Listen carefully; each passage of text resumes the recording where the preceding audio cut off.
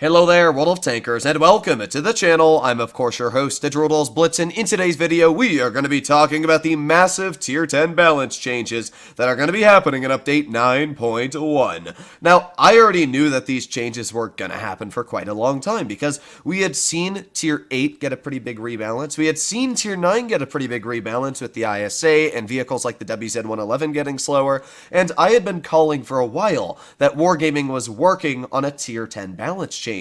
And it seems like they've spent a lot of time on this change. I mean, when we had the tier 9 change, that was like 4 or 5 months ago. So Wargaming has definitely been spending a lot of time working on a tier 10 balance change. And it looks like 9.1 is when we're ready to see the first iteration of it being brought into the actual live game. What I will say, there are a lot of people putting down votes. 770 people have said they do not agree. 771 now have said they do not agree with the current changes listed, and only 311, including one of me, have agreed. The reason I do currently want to see how these changes come into fruition is down to the fact that Wargaming has clearly stated almost all tier 10 tanks will be rebalanced. Almost all. That means that these changes here are not the only changes that are going to be made. There's people molding that the 50B, their beauty, their really solid tank right now, is going to be ruined in the next update. But if every tier 10 autoloader gets a 4th shell, then the 50B is going to be worse off than every other tier 10 autoloader in 9.1. You have to keep that in mind. You cannot compare the changes that are happening on this list here to the current changes in Blitz and balances we have in Blitz 8.9, because it clearly states almost all tier 10s are going to be rebalanced. So I would suggest, before you put a down vote or an upvote, that you wait until Wargaming shows us what these statistical changes would be. That way you can actually make your opinion. Obviously, change is something that not everybody loves, but you can't diss it until you at least see how it would work in the real world. But we're going to talk a bit about the changes here. And yeah, so 50B, clip gets a 4th shell, single shot damage, accuracy, aiming time, and frontal turret armor thickness are slightly decreased. Okay, so let's talk about the 4th shell. It's going to have 4 shells. It doesn't say the interclip is decreased, which it does for the 4005. So what I want to say about the 50Bs, it seems like it's probably going to keep the same DPM around 3000, but it's just going to get a 4th shell. I actually like this. There's a lot of people out there that say the 50B is perfect right now. In my opinion, the 50B is too strong. I don't like the fact that there's autoloaders in tier 10 that have the opportunity to clip you for 1200 and then reload their entire clip in 18 seconds. I think that autoloaders should be punishing when you have dumped your clip out, and you should have to bleed a lot of health if you've put yourself in a poor situation, especially for a vehicle like the 50B. I don't like that the 50B right now. I'm always scared to push because by the time I've shot it once or twice, it's already clipping me again. So I do like the aspect that clippers should have longer reloads, but a lot more higher burst damage potential. That way, if you play it right, you can get a 1500 damage clip into somebody, but if you play it wrong, then you will be greatly punished. I think that's a much better system, but we'll have to see. Now, when it comes to the single shot damage reduced, it's not by a lot. So there's a lot of people complaining that it's only going to be 300 damage. It's not. It's going to be 380 to my best sources right now, even from Wargaming saying it's only going to be a slight nerf. So if it's 380, that means you can have a 1520 damage clip. I mean, that's pretty insane. That's more damage than a 183 Hess shell. So I'm excited to see a 50B with 4 shells, and I'm excited to see a 4005 with 4 shells, because I honestly think that Wargaming might do this for all the autoloaders and auto reloaders, which would definitely make the game a bit more exciting, and I think it would punish a lot of players for making stupid maneuvers. How many times have you seen people just YOLO out in the open and get away with it? Well, if you got autoloaders with 4 shells, I want to see them try that again, because you're going to lose 1500 health instantly and probably die. Now, when it comes to the rest of the stuff, accuracy, aiming time, and lower frontal turret armor thickness are slightly decreased. You have to remember that it says slightly, so yeah, the accuracy might get nerfed a bit, but it doesn't seem like it's going to be a huge nerf at all. 4005, 4th shells being added to the clip, okay. AP shell penetration is increased, alright, I mean, it's already got a good AP pen, so that's not bad at all. And it says interclip reload time gets reduced. So right now, it's got a 4th shell, AP pen is increased, and it gets a reduced 4th shell. Wow, that sounds really scary. Not fourth shell, but just all the shells. And it's currently a 3-second interclip, so my guess is it would be about a 2.5. Single shot damage and reverse speed are decreased. So, alright. My guess is Wargaming is going to make the alpha maybe 420 or maybe 400, but even if it's only 400, that's 1600 damage. And if the interclip is reduced, that's 1600 damage with a 2.5 second interclip.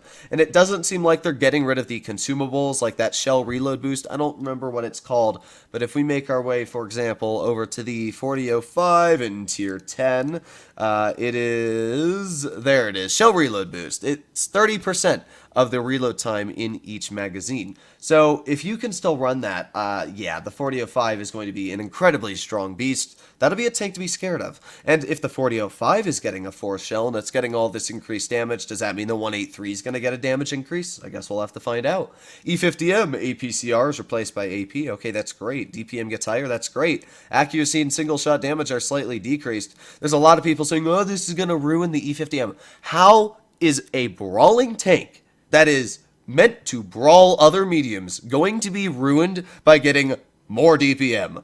How? Nobody can give me an excuse. There's going to be people out there that are like, but its accuracy's nice and its average damage is good. But you don't need them. You could easily YOLO with an E50M with more DPM and just absolutely smash a medium tank to smithereens. So personally, I think, if anything, this is just going to make the E50M stronger. If you think in any way that taking away a bit of accuracy and single shot damage but giving the tank more DPM is going to make it worse, I got bad news for you. You're definitely wrong. Giving a brawling tank more capabilities to brawl even more is just a buff. It's just a buff. T100 LT, yes, hallelujah. Terrain crossing capacity gets better, okay, but HP, DPM, and hull armor get worse. That is a 100% nerf I am happy to get.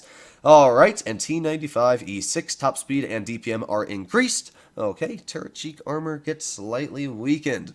I mean, it's an E6. It's an American heavy that not many people care about, so I'm happy to see that the top speed and DPM are increased. What I will say about the E6 is that on World of Tanks PC, it's actually a medium. And the interesting thing is that if Wargaming is buffing the top speed and DPM, is this tank going to be more like a Chieftain Mark 6? But it already goes the same speed as a Mark 6. So if it goes 50, this will be a pretty strong heavy tank. You'll easily be able to use it up in the front line. Great mobility. I mean, this will be exciting to see it used. It might even be tested in comp. If it's got 3,000 something DPM with increased DPM and a top speed increase, that might be really solid. So I'm excited to see how the E6 is going to perform the next patch. But obviously, all of these will be told in due time. I do know that the Object 140 will be getting a rebalance, as Wargaming has told me that, as I've asked them. I also asked them if the 5A is going to be getting a rebalance, and they never replied. So, unfortunate. Let's read what they said, though, in their own words. In Update 9.1, we're implementing a full-scale adjustment for Tier 10 vehicles using the approach we explained earlier. In brief, we compare tank parameters and change them depending on certain vehicles' gameplay role. Thus, we are going to reach the following goals: to tune all vehicles in order to make them have clear strengths, making the tank efficient in certain circumstances, and weaknesses which let others counter the tank. To vary tanks within the same class and make them differ more, and to bring new experience, since some tanks will be played differently. Honestly, I agree with that. Tier 10 for me, and Blitz in general for me, has been very boring. I don't know if this is the case for a lot of you guys, but I just really haven't had that spark I've wanted to in a very long time for Blitz. And changing how Tier 10 works, I think would be a better change. I think currently the game is quite stale. Teammates don't know what they're doing, and I'd like to see how these changes do affect the game. Here's the thing. If they don't work, Wargaming can easily revert them, and they know this. I mean, it's not like they can't just put an undo switch onto their changes.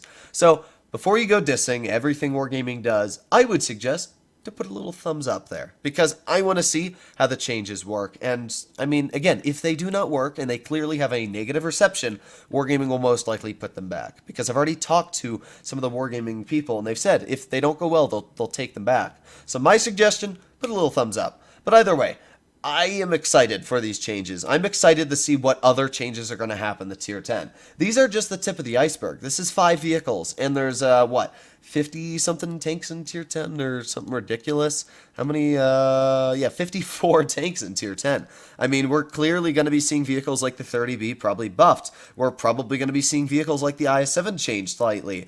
I don't know what's going to happen to a vehicle like the Concept 1B that obviously is already incredibly strong, but I do want to put this as a bit of a warning ahead. Collectors can be nerfed and buffed. It is written in the code, and it is written in the news. When collectors first came out, it was written in news, clearly stated that they can be nerfed or buffed depending on how they perform. And that is also the case for Tier 10 premiums, because believe it or not, Tier 10 premiums are not premiums. So the 121B, Mark 6, and M60 are listed as Tier 10 preferential enriched tanks. So, statistically, any Tier 10 you have bought can be changed. I want you to keep that in mind. So if Wargaming does end up nerfing a vehicle like the Concept 1B in some way or another, I don't want to hear people complaining that they're going to get their money back because they bought a tank that Wargaming is now nerfed. Wargaming can do whatever they want. It's their company. And second of all, they've told you, forewarning, that they can do this. So if you complain, it is on nobody but yourself. Hopefully you enjoyed today's video, and if you'd like to see more like it, let me know. But yeah, these are my opinions. I can't really fully state what I think is going to happen because I don't know the full changes yet. When I get the full list of changes, I will state how I think Tier 10 will change, how I like and how I dislike what's going to happen. Obviously, there will be changes I dislike, but that's everybody. So we will have to wait. Hopefully you enjoyed today's video, and I'll be seeing you in the next one. Bye-bye!